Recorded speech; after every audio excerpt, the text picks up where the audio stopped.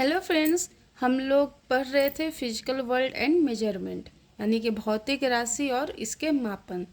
तो हम लोगों ने यहाँ पे देखा कि कैसे कई प्रकार के सिस्टम थे, जैसे कि APS system, CGS system, MKS system.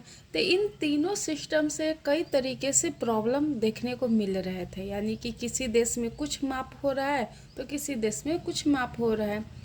तो जो अंतर्राष्ट्रीय व्यापार है उन सभी में यहाँ पे एक प्रॉब्लम हो रहा था। तो इन सारे प्रॉब्लम को सॉल्व करने के लिए फ्रांस के जो पेरिस में सवेरे नामक जगह है वहाँ पे मापतौल महासम्मेलन किया गया, जिसमें 1960 में किया गया था, जिसमें 6 मूल भौतिक राशियों को तय किया गया एवं उसके मात्रक को। उसके बाद 1970 में वहाँ पे एक और मूल भौतिक राशि को ऐड किया गया, ठीक है, जिसे पदार्थ की मात्रा कहते हैं, और उसके मात्रक को भी तय किया गया, यानी कि मूल को भी तय किया गया। आज हम लोग समझेंगे कि अंतर्राष्ट्रीय व्यापार में जो प्रॉब्लम हो रही थी उस प्रॉब्लम को सॉल्यूशन करने के लिए एक नया सिस्टम आता है, ठीक है, एक नया पद्धति आता है जिसे एसआई सिस्टम कहा जाता है। तो इस एसआई सिस्टम को आज हम लोग अच्छे तरीके से समझेंगे, ठीक है। तो इसे समझने से पहले आप मेरे चैनल कॉम्पिटिटिव गुल्लक को लाइक करें, सब्सक्राइब करें और शेयर करें, ताकि कोई भी नोटिफिकेशन आप तक सबसे पहले पहुंच सके। तो चलिए स्टार्ट करते हैं। तो यहाँ पे था एसआई सिस्टम। क्या था? एसआई सिस्टम, ठीक है। तो अगर एसआई सिस्टम के बारे में बात किया जाए तो इस एसआई सिस्टम को लागू, ठीक है, यह जो एसआई सिस्टम हुआ यह लागू 1971 में हुआ है। कब हुआ है? 1971 में हुआ है, ठीक है। और इसी एसआई सिस्टम के तहत जो मूल भौतिक राशि है, मूल भौतिक राशि, मूल भौतिक राशि, इसकी संख्या कितनी हो गई? 7 हो गई। तो जब मूल भौतिक राशि 7 है तो इसके मूल मात्रक भी कितने हो जाएंगे? 7 हो जाएंगे, यानी कि 7, ठीक है। इसी बीच में यहाँ पे देखिएगा कि 1971 में ही दो संपूरक कोण, दो संपूरक कोण, दो संपूरक भौतिक राशि, दो संपूरक भौतिक राशि और इसके मात्रक को भी तय किया गया। कब? 1971 में, ठीक है। दो संपूरक भौतिक राशि और इसके मात्रक को भी तय किया गया। तो ये कौन कौन से थे? तो पहला था समतल कोण। पहला क्या हो गया? समतल कोण। समतल कोण को ही हम लोग क्या कहते हैं? प्लेन कोण। क्या कहते हैं? प्लेन कोण, ठीक है। और इसके मात्रक क्या हो गए? तो रेडियन। इसके मात्रक क्या हो जाता है? रेडियन। और दूसरा था ठोस कोण। दूसरा क्या हो जाएगा? ठोस कोण, जिसे सॉलिड कोण भी कहते हैं, सॉलिड कोण। और इसका मात्रक हो जाता है स्ट्रेडियन। क्या हो जाएगा? स्ट्रेडियन, ठीक है। तो यहाँ पे एसआई सिस्टम लागू किया गया 1971 में। यहाँ से अंतर्राष्ट्रीय जो व्यापार थे उसमें प्रॉब्लम सॉल्व हो गई। लेकिन अगले ही दिन, ठीक है, जितने भी व्यापारी लोग थे अगले दिन फिर से सवेरे में आए, यानी कि फ्रांस के पेरिस के सवेरे में सब आ गए और वहाँ पे फिर से मापतोल महासम्मेलन हुआ। तो ये जो एसआई सिस्टम था, ठीक है, ये जो एसआई सिस्टम था तो इसमें प्रॉब्लम आने लगी। क्या प्रॉब्लम आने लगी? तो इसमें जो छोटे से छोटे जो माप थे उनका माप नहीं हो पा रहा था, यानी छोटे से छोटे जो वस्तु थी उनकी लंबाई, चौड़ाई, ऊंचाई, ये सब मापा ही नहीं जा रहा था, यानी संभव ही नहीं था। जो बड़े से बड़े जो वस्तु थे, ठीक है, पदार्थ थे, उनको भी मापना संभव नहीं था। तो यहाँ पे ये प्रॉब्लम आ गया। अब जैसे मान के चलिए कि कोई कागज़ का, ठीक है, कोई कागज़ है, अब उसका मोटाई कितना है आप माप सकते हैं मीटर से? नहीं ना माप सकते हैं। ये पृथ्वी है, तो पृथ्वी का मोटाई कितना है, सूर्य की दूरी कितना है, तो क्या वो मीटर, किलोमीटर, किलोग्राम, ठीक है, द्रव्यमान, ये सब मापा जा सकता है? अगर मापा भी जाए तो इतना बड़ा संख्या हो जाएगा जिसे याद करना ही संभव नहीं होगा। ठीक है, तो इसीलिए एसआई सिस्टम में, ठीक है, इस प्रॉब्लम को सॉल्व करने के लिए यहाँ पे 10 के घात लगाए गए। क्या लगाए गए? 10 के घात को शामिल किया गया, जिसे पावर कहते हैं। 10 के घात को शामिल किया गया, यानी 10 के पावर को शामिल किया गया एसआई सिस्टम में जो प्रॉब्लम हो रही थी उसका सॉल्यूशन करने के लिए। ठीक है, जैसे कि यहाँ पे आप देख सकते हैं 10 के पावर 1 जिसे डेका कहते हैं। 10 के पावर 1 जिसे क्या कहेंगे? डेका। 10 के पावर 2 इसे हेक्टो कहते हैं। इसे क्या कहेंगे? हेक्टो। 10 के पावर 3 इसे किलो कहते हैं। इसे क्या कहेंगे? किलो। 10 के पावर 6 इसे मेगा कहते हैं। ठीक है, इसके बाद हो जाएगा 10 के पावर 9 इसे गीगा कहेंगे। 10 के पावर 12 इसे टेरा कहते हैं। 10 के पावर 15 इसे पेटा कहेंगे। और 10 के पावर 18 इसे एक्सा कहते हैं। ठीक है, तो ये 10 के पावर हैं, तो इसे आपको याद रखना होगा। इसे आपको क्या करना होगा? याद करना होगा। 1-2 बार कीजिएगा, अपने आप याद हो जाएगा। तो 10 के पावर 1 डेका, 10 के पावर 2 हेक्टो, 10 के पावर 3 किलो, 10 के पावर 6 मेगा, 10 के पावर 9 गीगा, 10 के पावर 12 टेरा, 10 के पावर 15 पेटा, 10 के पावर 18 एक्सा। ठीक है, और इसी को ये किन के लिए है? तो ये बड़े से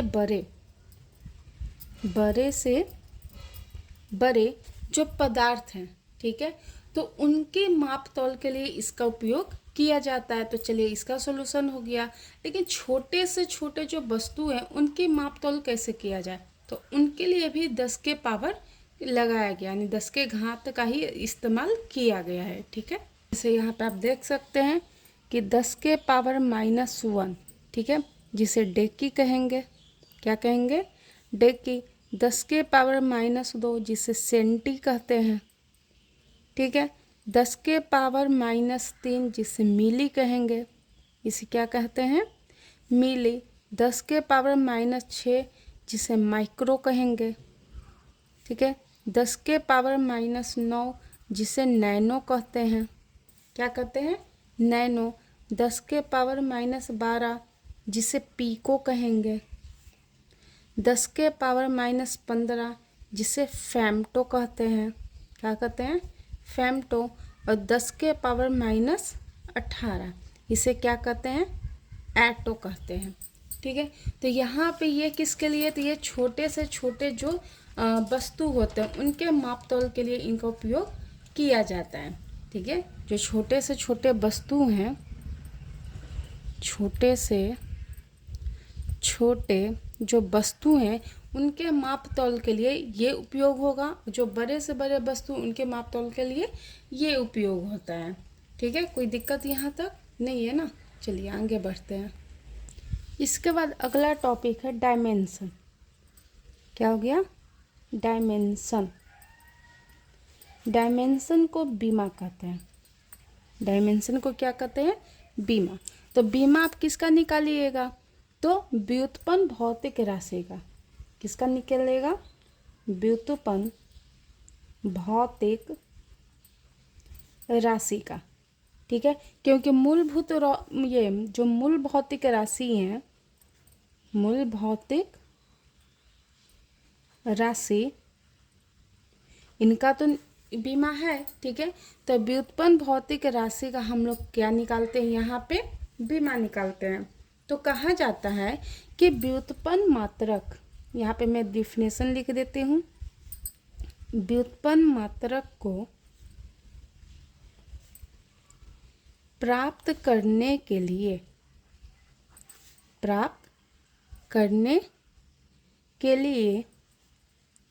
मूल मात्रक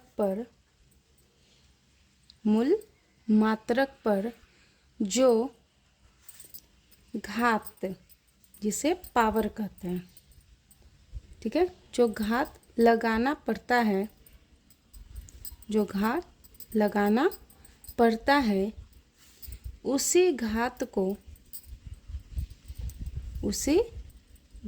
को बीमा कहते हैं। उसी घात को क्या कहते हैं? बीमा कहते हैं। ठीक है, तो यहाँ पे आप एग्जाम्पल देख सकते हैं, जैसे कि क्षेत्रफल। क्या हो गया? क्षेत्रफल। तो क्षेत्रफल का क्या फार्मूला होता है? तो लंबाई गुने चौड़ाई। क्षेत्रफल का क्या फार्मूला होता है? लंबाई गुने चौड़ाई। तो यहाँ पे लंबाई को किस रूप में मापते हैं? मीटर। चौड़ाई को भी मीटर। तो मीटर मीटर क्या हो गया? मीटर स्क्वायर हो गया ना। तो अगर यहाँ से क्षेत्रफल का बीमा लंबाई में पूछे, ठीक है, तो लंबाई में कितना है? 2 है। यहाँ कितना है? 2, क्योंकि इसके पावर में कितना लगा हुआ है? 2। अगर यहाँ पे द्रव्यमान पूछे तो आपको यहाँ पर कहीं भी द्रव्यमान दिख रहा है? नहीं। तो द्रव्यमान कितना हो जाएगा? 0 हो जाएगा। अगर समय पूछे तो समय भी नहीं है, तो समय भी क्या हो जाएगा? यहाँ पे 0 हो जाएगा। तो यहाँ पे आप देख सकते हैं कि व्युत्पन्न मात्रक को प्राप्त करने के लिए मूल मात्रक पे जो भी घात यानी पावर लगाना पड़ता है उसी घात को क्या कहते हैं? बीमा कहते हैं। तो यहाँ पे मूल मात्रक ये है, ठीक है, तो इस पर पावर कितना लगा है? 2। तो यहाँ पे बीमा कितना हो गया? क्षेत्रफल का 2 हो गया। यहाँ पे द्रव्यमान नहीं है तो इसलिए 0, समय भी नहीं है इसलिए यहाँ पे क्या हो गया? 0 हो गया। ठीक है, यहाँ एक और एग्जाम्पल आप ले सकते हैं, जैसे आयतन। आयतन बराबर होता है लंबाई गुने चौड़ाई गुने ऊंचाई। ठीक है, तो लंबाई को किस में मापते हैं? मीटर में। चौड़ाई को भी मीटर में और ऊंचाई को भी मीटर में। तो अगर तीनों को गुना करेंगे तो कितना हो गया? मीटर क्यूब हो गया। तो जो आयतन का बीमा हो गया, आयतन की बीमा लंबाई में या फिर मीटर में कहिए, कितना हो गया? 3 है। कितना है? 3 है। ठीक है, अगर द्रव्यमान के बारे में बात करें, द्रव्यमान को किससे डिनोट करते हैं? केजी से। तो ये कितना हो गया? 0 हो गया। अगर समय के बारे में बात करें जिसे सेकंड से डिनोट करते हैं तो ये भी क्या हो गया? 0 हो गया। ठीक है, तो यहाँ पे इस तरीके से बीमा निकाला जाता है। यहाँ पे कुछ जो मूल भौतिक राशि हैं, ठीक है, तो यहाँ पे पहले हम लोग लिख लेते हैं मूल मात्रक, जो हम लोग का 7 है ना। ठीक है, तो पहला है मीटर, दूसरा आपका है किलोग्राम, थर्ड में आपका हो जाता है सेकंड, समय का सेकंड, विद्युत धारा का एम्पियर, ठीक है, तापमान का हो गया केल्विन, ज्योति तीव्रता का है कैंडेला, और पदार्थ की मात्रा का है मोल। ठीक है, तो ये आपका मूल मात्रक है। अब इसकी बीमा, तो कुछ बीमा आपको याद रखना है। ठीक है, तो मीटर को यहाँ पे एल से डिनोट करते हैं, केजी को यहाँ से कैपिटल एम से करते हैं। ठीक है, सेकंड को टी से करेंगे, एम्पियर को ए या फिर आई से करते हैं। ठीक है, केल्विन को के या फिर एच से किया जाता है, कैंडेला को सी डी से करते हैं और मोल को एम ओ एल से करते हैं। ठीक है, तो ये कुछ 7 आपके मूल मात्रक है और मूल बीमा है, तो इसे आपको याद करना होगा। अगर पूरा याद ना हो तो भी चलेगा, लेकिन ये जो 3 है, ठीक है, तो ये 3 काफ़ी इम्पॉर्टेंट है जो आपको याद रखना ही रखना है। इसी पे आपका पूरा बन जाएगा। ठीक है, तो यहाँ पे मूल मात्रक है, बीमा हो गया, तो इसे आपको अच्छे से याद करना है। तो यहाँ से डायमेंशन मेरे ख्याल से आपको समझ में आ गया होगा। आप यहाँ पे, ठीक है, अच्छे तरीके से पढ़िए और जहाँ पे भी आपको डाउट लगे, ठीक है, आप मेरे से सवाल पूछ सकते हैं। तो चलिए अगला टॉपिक है डायमेंशन फार्मूला, यानी कि विमीय सूत्र, उसे भी जानने का प्रयास करते हैं। तो यहाँ पे बात अब कर रहे हैं हम लोग डायमेंशन फार्मूला यानी विमीय सूत्र। तो ये जो विमीय सूत्र है तो इससे हम किसका निकालेंगे, मूल मात्रक का या फिर व्युत्पन्न भौतिक राशि का। तो हम लोग यहाँ पे विमीय सूत्र जो निकालेंगे तो व्युत्पन्न भौतिक राशि का निकालेंगे। किसका निकालेंगे, व्युत्पन्न भौतिक राशि का हम लोग यहाँ पे विमीय सूत्र निकालेंगे। तो ये किन की सहायता से निकालेंगे, तो मूल भौतिक राशि के सहायता से हम लोग व्युत्पन्न भौतिक राशि का विमीय सूत्र निकालने का प्रयास करते हैं। ठीक है, तो जैसे एग्जाम्पल में आप देख सकते हैं, पहला क्षेत्रफल क्या हो गया, पहला क्षेत्रफल हो गया। तो ये जो क्षेत्रफल है तो इसका फॉर्मूला होता है लंबाई गुने चौड़ाई। ठीक है, तो यहाँ पे लंबाई को मीटर से, चौड़ाई को भी मीटर से, तो क्षेत्रफल कितना हो गया, मीटर स्क्वायर हो गया। ठीक है, तो यहाँ पे आप देख सकते हैं कि जो द्रव्यमान है, तो द्रव्यमान यहाँ पे क्या हो गया, कुछ नहीं है तो 0 हो गया। अगर लंबाई का बात करें तो लंबाई पावर में कितना है, 2 है। सेकंड का अगर बात करें तो यहाँ सेकंड में भी कुछ नहीं है तो ये भी क्या हो गया, 0 हो गया।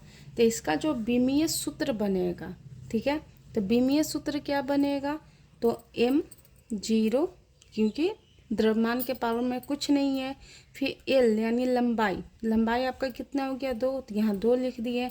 समय को t से कर रहे थे, इसके पावर में 0, और फिर ये बिग जो ब्रैकेट है इसको आपको कर देना, या इसे इस तरीके से भी हम लोग लिख सकते हैं, l के पावर 2। ठीक है, l के पावर क्या हो गया, 2। तो ये आपका क्या हो गया, विमीय सूत्र हो गया। ठीक है, दूसरा एग्जाम्पल हम लोग लेके देखिए चाल का। ठीक है, तो चाल बराबर होता है दूरी बटा समय। ठीक है, तो दूरी को हमेशा मीटर से और समय को सेकंड से डिनोट करते हैं।